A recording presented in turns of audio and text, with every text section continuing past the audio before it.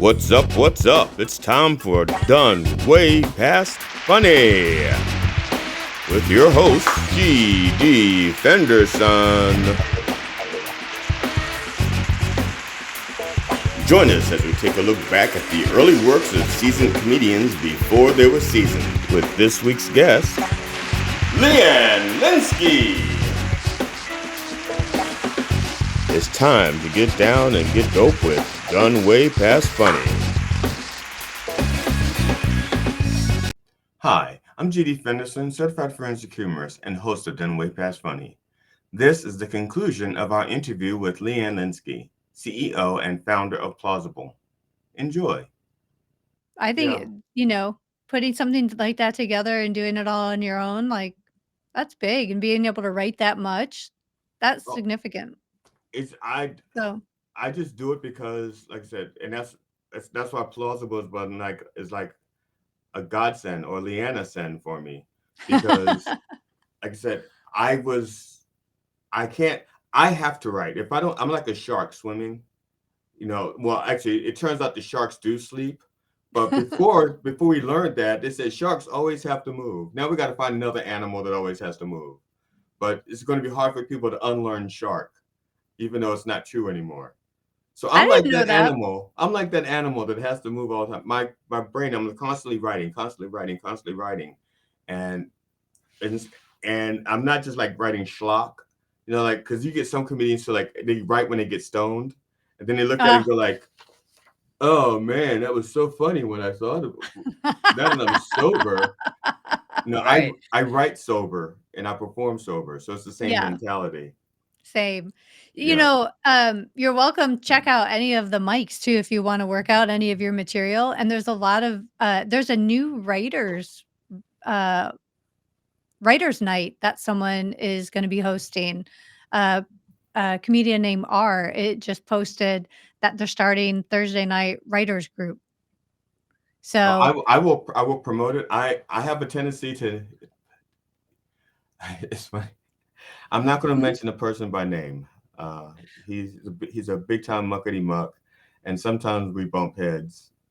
And out of courtesy, I attended one of his writing groups, but I had nothing to contribute because my style of writing is so different.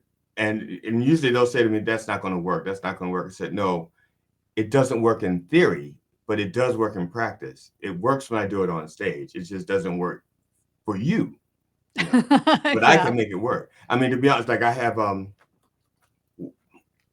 my my mom was a survivor of rape when Mm, 2 years before I was born. Um, and she was it's not that she was ashamed of it, but she just didn't talk about it. But it affected the way she thought. It affected the way she did it. It even affected of the course. way she raised me. And so I actually have material that for the longest time I couldn't figure out how to talk about my mom's rape and keep it funny. You understand what I'm saying? And I would say this to other comedians. I said, I really want to do this. I really want to do this because my mom is not the only person who was ever raped, and it affected the way she did everything for the rest of her life. And part of my humor is I bring up subjects. I like to bring up subjects that are difficult to talk about in a way that makes it so that people feel like it's okay to talk about it now. Mhm. Um, and so, and it took me. I mean, I kept saying to other comedians, "I want to talk about this. I want to do about this," and they're going like, "That'll never be funny. You'll never be able to make it funny." And just this year, I figured it out, and I was like, "Oh my gosh!" And I tried, and I said, "Okay, but that's just me." And I Yeah. tried it out with a couple of open mics with men and women in the audience.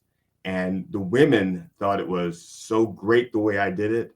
And the guys were like, my butt cheeks clenched, but I laughed.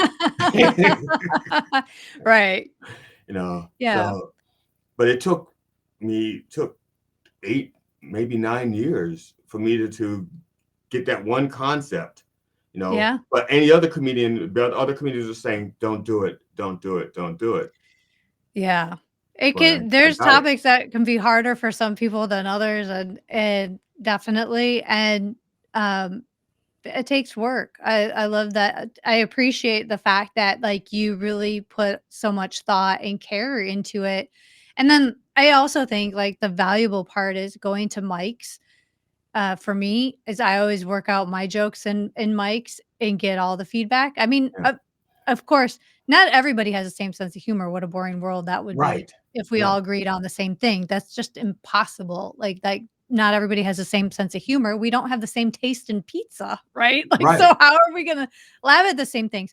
But what I do appreciate is that, is it sounds like you do the same thing. Is like comedy should like, we should be able to talk about anything, and I think comedy is the art in which it is uncomfortable, and we laugh at what's uncomfortable, but also relatable, and, Right. tragedy plus time equals comedy, I think I saw Yes. on one of your thing. Like, Yes. that we know that to be true, that's been part of comedy forever, and so that's what we do is we find the humor in the uncomfortable and things outside our comfort zone and things that should be cracked open and talked about, but the art is in how.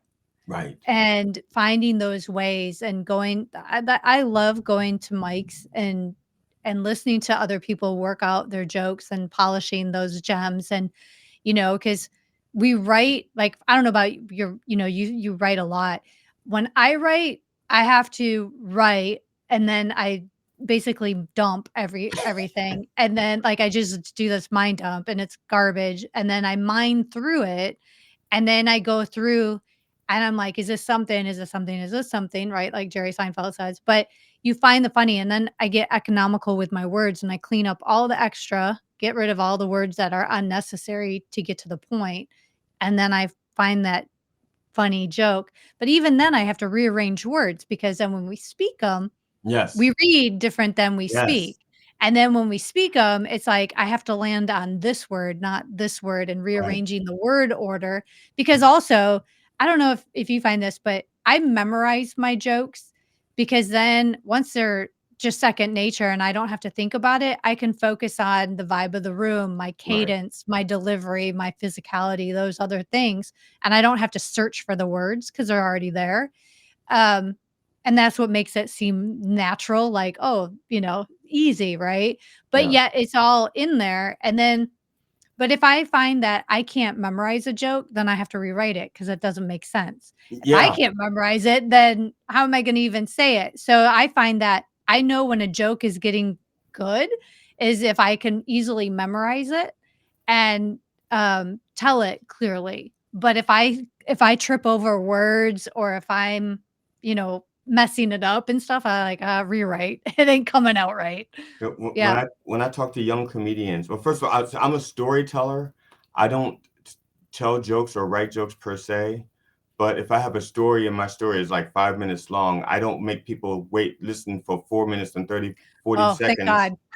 to get to the good thing. Yeah. That's when I put things in there to move it Yeah. along so that Right. people are laughing while, they're waiting for, or I should say they're reacting. Because sometimes I don't want them to laugh. Literally, sometimes I want them to go like, "Oh, really?" And then I'll Mm. rescue them and say, "Yes, really." So, but when I'm working with young comics, one of the things I tell them is that if you forget, you know, I I don't take notes up when I Right. do Oh, open no.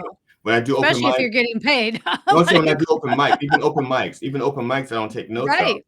I say, Right. "This is what I want to do." I treat an open mic like it's a rehearsal for a show, Mhm. even though my shows are like an hour to 90 minutes, depending on what I'm asked to do. And most open mics don't let you do like 7 minutes. So I'm like, okay, I'm going to work on this 7 minute bit or 10 minute bit, and I'm not going to take any notes up. And if I must, then I record it. I video record it. And if there's anything I mess up, I analyze why I messed it up. Because sometimes you messed up because you're not emotionally ready to say that in public.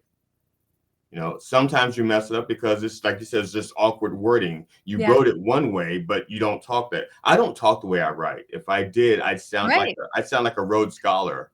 Exactly, Yes, all of right? my jokes would be like, and therefore hitherto. And I said, no. It's so true. It's so true. Yeah. And also when I write a show, um, I write, I have an audience in my head comprised of 24 people, but they all have different senses of humor. Because these are people I know, and Mhm. I know people who just don't like people who like laugh at slapstick, people who laugh at the dad jokes, people who laugh at the blue stuff, people who laugh at Mhm. the innuendos and the puns. And so I know that all those people exist. And there's also the person who doesn't seem like they laugh at anything, but they were dragged to the show by their significant other or friend. Right. And Right. so I'd write my shows to include all of those people, including the person who doesn't think they're going to laugh, Yeah. So, Yeah. and that's how I write. And, and I encourage young people, at least, and I guess it's kind of hard. It's harder for a younger person because they may not be aware of the different people in their lives. As we get older, we see patterns, Mhm. and we hear patterns, even the way, like you'll look at someone and go like, I know that voice. Okay. And just Yeah. from that voice, you know what that person is like because every person who's had that voice has the same way, So, but this is about plausible, and I want to talk about. So now, uh, by chance, are you still like performing? Are you so busy being an entrepreneur that you don't have time to be the comedian that you? Well, I don't do in person anymore. Mhm. I haven't done in person in several years. So, have I? I've done some speaking, but I haven't done necessarily stand up. But I've really been focused on Plauzzable. I'm super passionate about it. That's my 24/7. Right. And I do host a regular open mic on Plauzzable, and I do performance shows. People book me. They don't have to. They're not required to book me in shows, but I do get I'm like, you don't have to book me in your show, but some people will book me in their shows, which is fantastic. And I'm involved within the community and everything because I want people to have a really good experience. So that's kind of really where I spend my time.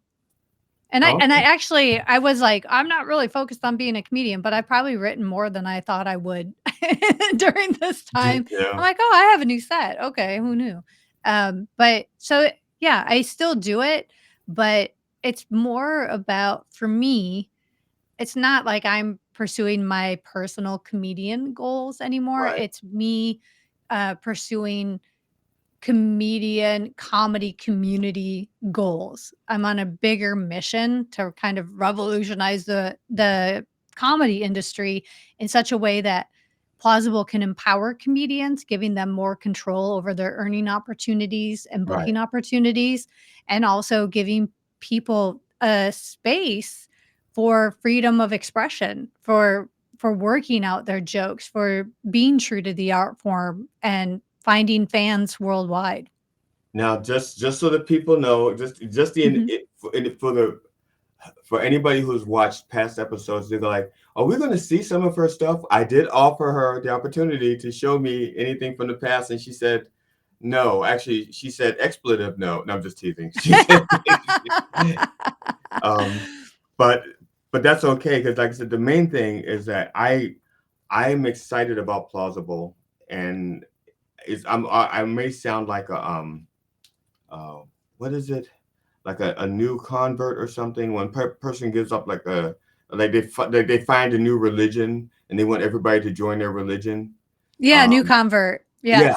So, but the I want people who are just who people comedians who need a platform to which to perform, but cannot get the stage time that they need. Check out Plausible. If you are a fan of comedy, um, and you love, to watch the stuff, but for some reason you can't leave the house anymore, like ankle bracelets.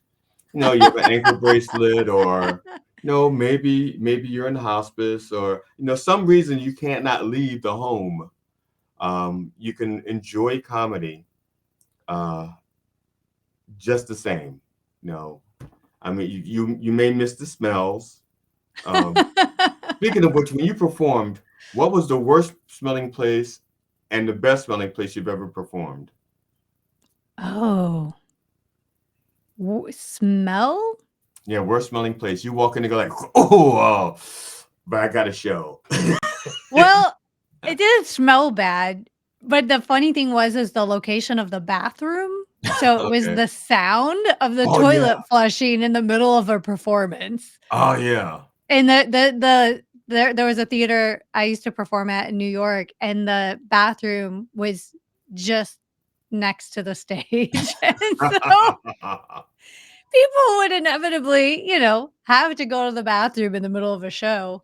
And so that was always a fun thing. So, but a smell. I've performed at so many places, but I don't know of a bad smelling place. I performed in the rain, outside, like weird conditions, Yeah. uh, strange audiences, one person in the audience kind of scenarios. Yeah. But I don't know if any like smell-o-vision. I'd have to think about that. I don't know. I the Yeah. um. What about who is the hardest person in your inner circle or family to make laugh? My family, they don't think I'm so funny. They think they're hilarious. They're fun. They have a different sense of humor. Like they're more like street jokes or bar jokes. Like they tell Right. jokes that are retold in bars kind of thing. Right. Yeah. But they have really great timing and sense of humor. They're pretty quick-witted, but they probably would say I'm the least funny in my family. Um in my inner circle, like Well, I just think who I just included that because I usually think of the yeah. families, like the kids or parents or something like that. But you don't have kids, so that wipes that out. Yeah, So none like that I know parents, of. None that I know of. yeah. So none that you know. The It's 90s amazing were what crazy. it's Most people amazing. are Yeah. most people are like, "Leanne, only a man can tell that joke." I'm like, "No, you don't know. Now you're right. That's what the You don't know my background." you have no idea what I've been through. That's right, I had wild nights. No. I've done improv. Damn it. So, yeah, I don't think they find me as humorous. Yeah. Mm. Yeah. Is there anything that about plausible that you want to put out there that we didn't cover? I mean, I'm trying to think. Uh, Hmm. Let's see. People know where to go to sign up. Fans, plausible.com plausible.com. with two Fans Z's. are yes, 2 Z's. We love fans on there, and if you wanna see, and people might be like, "Well, what's that experience like?" The feedback has been from fans is like, "Wow, this felt really intimate." Like, I get to know people, like, I know I going in person and seeing comedy is an experience on itself. Like, I don't think that can be replicated, Right. but they've been enjoying what they experience on Plausible because they're like, "Hey, this is actually cool. Like, I can do this from home, but it doesn't feel like work. And yet I'm having like active, it's not passive, like watching a streaming service. All It's right. an active listening and engaging and laughing type of scenario. So it's been really fun. So I would say even for fans, like it's a really opportunity to see um, people that you really like, new and upcoming talent that maybe you wouldn't be exposed to because comedians, like, we're kind of limited geographically where we're touring or where we're, visiting, I should say, if you're Right. not touring and or where we're based out of. And a lot of people live in very rural areas. So what I love is that we have comedians from multiple countries, first of Right. all. We have people from all over the US, like all of the in-betweens that, aren't in your major metropolitan areas. So they don't have opportunities to necessarily go and do comedy on a regular basis at a club because there's no club near them. Yes. Yeah. So, Yeah. so and a lot of people since COVID, a lot of clubs have. There's been a number of clubs that have shut down everywhere Yes. That is. globally. Yes. So many have shut down and have not reopened. Um, and people have learned they can find other things like this online. But with live streaming, comedy is the second most popular genre of live streaming. Second most popular genre of Porn. live streaming. No, that's what No. we said, live streaming. No. That would You not know be what's porn. number 1? Breaking news. Oh, okay, I can see that because Yeah, I am a breaking news news. I'm a news I am actually a Yeah. news person before I'm a comedy person. Yeah, I use news. the yeah. I Yeah, use news. comedy to inform. See, and news, everybody needs a good laugh after they find out what's happening in the world. So, Yes, yes, but with live streaming, it brings people closer to the performer. You don't get to engage with people like heckling's not typically encouraged right. at shows. Like that's at the comedian's discretion and everything. But if you show up, you show up just like in person, you show up before the show start time because you got to get your seat, you got to get your drinks, you got to get your show up a few minutes early. Make sure your audio and video is working. Make sure you know how to work the controls and everything in the room and kind of get situated and get a feel for it. And then afterward, as everybody's leaving, everybody's saying goodbye and, thanks for coming. And it's a different experience and a little bit more intimate on many levels. Now, one of the things I want to bring up is, I guess it's something I had a friend of mine who is a huge fan of, well, I can't, it was Star Trek, huge Star Trek fan. Yeah, a huge Star Trek fan, and with the Leonard Nimoy and all of them, and even Next Generation. But when they did the prequels with Zach, whatever his name is, who played Spock, and was it Christopher Pine? I think played Captain Kirk or whatever. He would say, he goes, "I'm not sure I can watch that. It's I don't know." And I said, "Don't think of it as Star Trek. Think of it as a totally different adventure Mhm.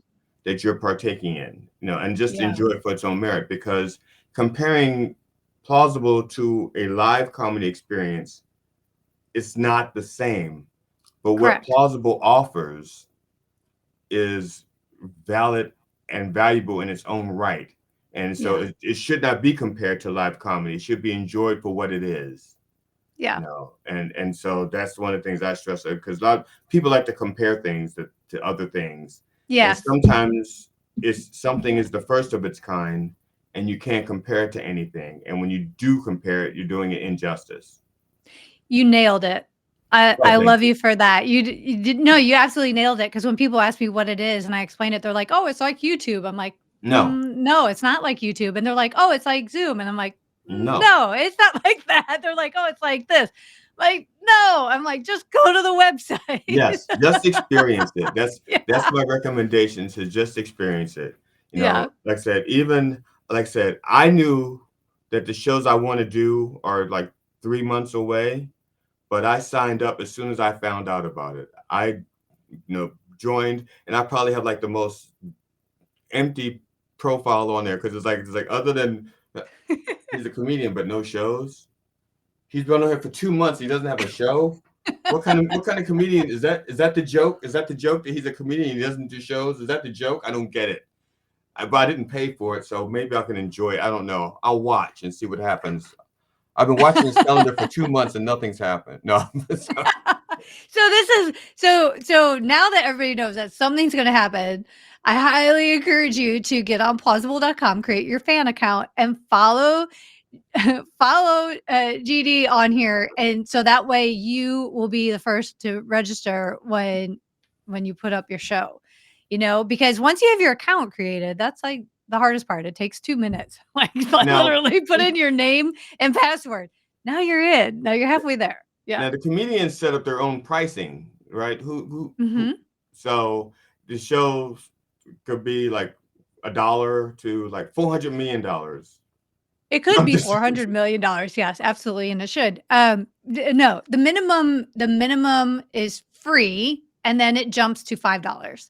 because once you create a ticketed show, then that incorporates all of the processing and the banking, and that costs money. So that it either goes from free and then $5 and up. Okay. Yeah. Yeah. So I just make sure I mention it because I guess it's something people ask, I guess. Mhm. Yeah, and over when people were doing things over the pandemic, people would tip. Some people would tip and put their Venmo up, and and talking to comedians are like, that was great, but it was also during a pandemic. And once the pandemic and people don't really tip and it's intermittent, you can't really base anything on that. Right. And so, just to make it equitable for comedians, then we don't require them to have like 500 minimum followers or turn these beans into coins or jump through these hoops. It's like, hey, you do a show, you sell one ticket, you're making the majority of that ticket money, you know? Right. Uh, so the rest covers processing fees and plausible services, but the majority of the revenue goes to the performer. And Now, I believe it should. And that's not typical in other, any other venue. now I have a question also. So, for Hmm. example, let's say I want to do a show in August, but I want Yes. to promote it on Plauzzable, let's say starting in June. Mhm. Can you do like clips or something? How do you promote? Can you promote a show on Plauzzable with maybe video clips or audio clips, so that people get an idea of who, a sample of what the comedian is like before. Yes. So, yeah, there's a couple of ways to do this. So, one, um, let's say you're not the show is in August. You can go in there, number one, and create a show listing and post it now and start selling tickets now if you choose to, right? And Hmm. so that it's on the calendar and people can start registering for it. That's great. And I highly recommend that. Like if go ahead and put it up there. That gives you more time to put the word out. Now that it's there, that because that's your call to action, you want people to go and register or buy a ticket to your show. Once you've done that, now you want to promote it. Then my recommendation would be on Plausible. You can go in and record yourself and record a clip. You can publish it in the past shows library because people can go there and see any clips from anything. But you can also download it and then we can share it on social media. So if you share it, I can share it. Once your show is listed, it automatically, like I take that information and I put it out in the newsletter and I put it out on our social media platforms so that our existing fans on Plausible know that it's coming and they're already registered. So we already have way more fans registered on Plausible than we do comedians, and we have hundreds of comedians on Plausible. So, so we put it out on our end also. So any clips or anything, and then you tag at Plausible on any of the social platforms, and then tag us so we can repost and reshare also. Okay. Yeah, I yeah, was, and I was just, yeah. Okay. mhm. And then, Um. like, if you have an email list, people always underestimate their own email list. We have a really strong email list. Our quality is great. The people who've signed up are regulars and they're in often. And so our list is really strong. So people are reading it.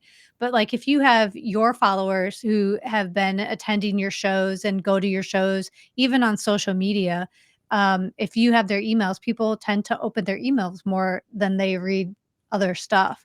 So email is very valuable. I never created an email list. I never did. I tried to in the beginning, and I was really bad at it. Um, and so my Yeah. email list is myself and my wife. Yeah. So and so then and I then I don't have to email her. I just yell, "Hey, honey, I'm doing a show next week. Could you send right? that to me in a text? Not Well, email, no it's text."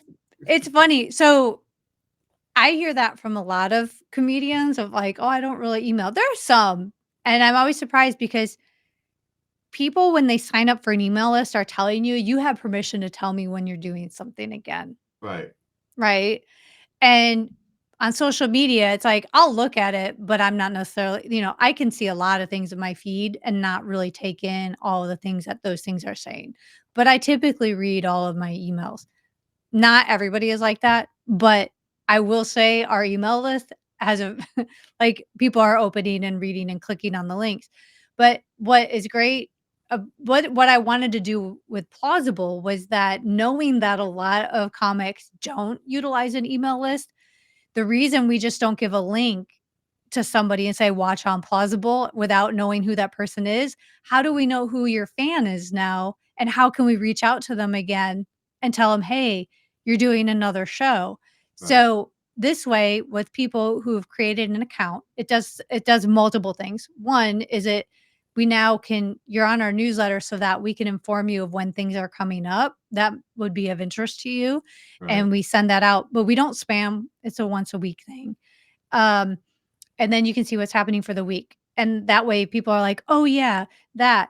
The other thing is when you send, let's say, a Zoom link out, right? If you don't attach a password to it, you can get Zoom bombers. It can be shared with anybody. You're not getting if you're selling tickets, it's really hard to limit. Did they pay? Did they not pay? Did they get a Right. link shared with them?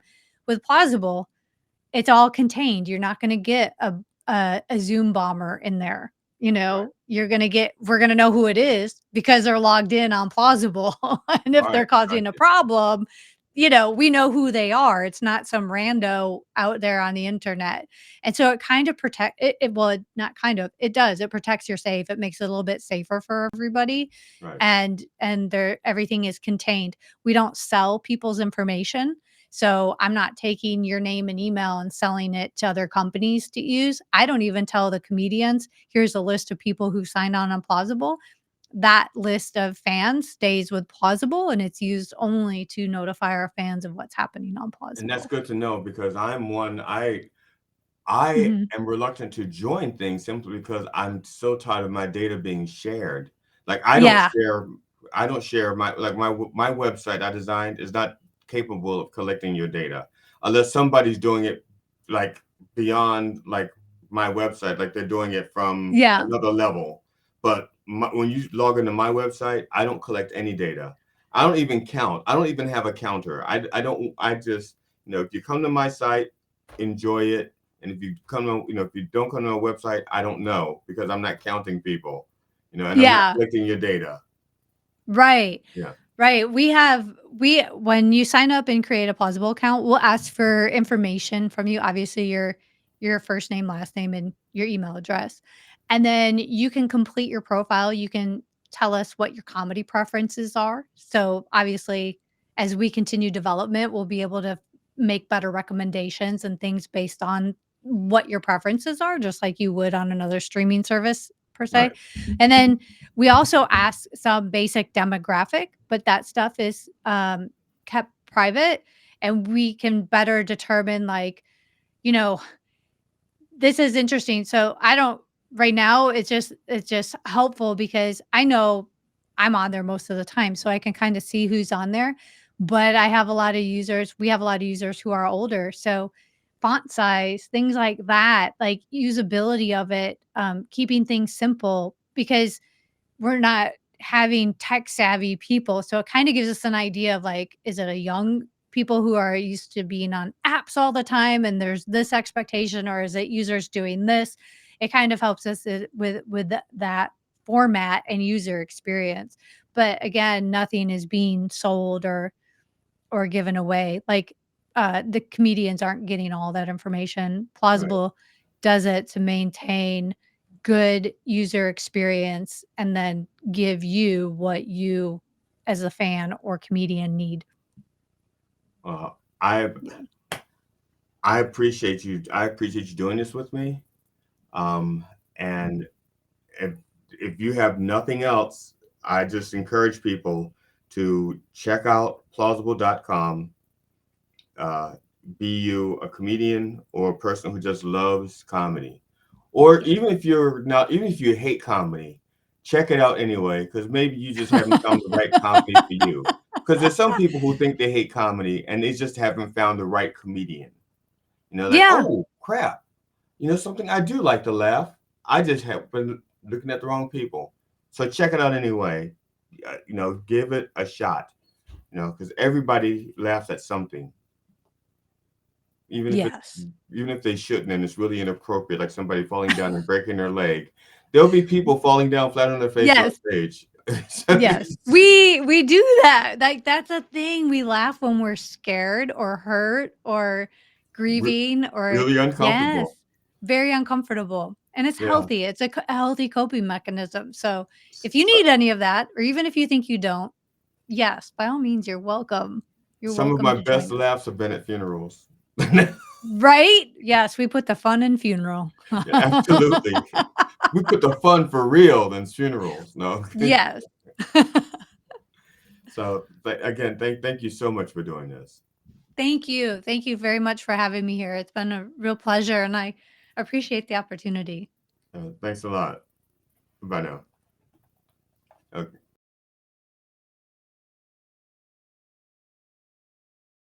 The mic I run, there's no feedback unless you mingle with people afterward, but it's you can it's not like people's opinion feedback, let me say that. But people pay attention and they will laugh and listen and everything, and they may type some things in the chat. But you can take it or leave it. There's other people who host mics with feedback, like Barry on Saturdays. He's been teaching comedy and stuff, but it's a free mic and a nice group of people, and they're very generous with their constructive, helpful, very supportive. And there's other ones along the way. So even if you're not working out an entire 90 minutes or anything, it's 5 or 6 minutes at these mics that it's just an opportunity to know what it's like to come from the stage back to the audience, get the feel for everything, get comfortable being on your camera this way, and knowing what the room is like.